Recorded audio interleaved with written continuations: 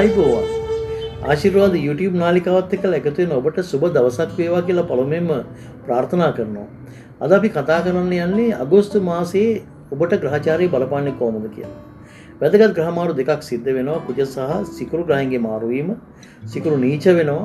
කුජ ග්‍රහයා වික්‍රම ස්ථානගත වෙනවා. දශඵලදායක තත්වයක් පවතිනවා. මේෂ ලග්නිකයන්ට වෙනදට වඩා චිත්ත ධෛර්යය වැඩි වෙයි. උනන්දු උත්සාහය වැඩි වෙයි.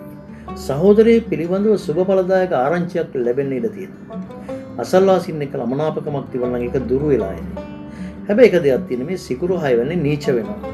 ඒකින්ද මේෂ ලග්නීමේ ඔබ විශේෂයෙන්ම විවාහ ජීවිතයේදී සාමය පිළිබඳව සැලකිලිමත් වෙන්න ඕනේ.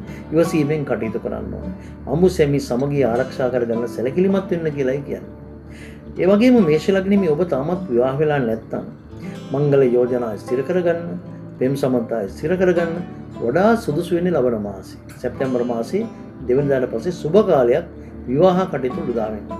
කොහොමවත් මේෂ ලග්නීමියන්ගේ ලග්නෙන් 4 වෙන්නේ බ්‍රහස්පති ග්‍රහය බලවත් උච්චව ගමන් කරනවා. ගෘහ ජීවිතයේ සාමයෙන් සමගියෙන් කරගෙන යන්න පුළුවන් වෙයි. ගෙදර දියුණුවට කරන කටයුතු සාර්ථක කරගන්න පහසු වෙන එකක් නෑ. එක දෙයක් හිතන්න මේෂ ලග්නීමිය ඔබ ණය ගණ දින වලට ඒ තරම් සුදුසු නැහැ මේ මාසේ.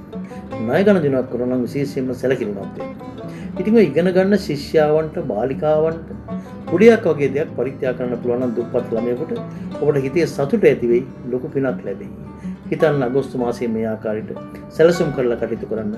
මේ මාසය තුල ඔබට ජය ගන්න අපහසු වෙන්නේ නැහැ.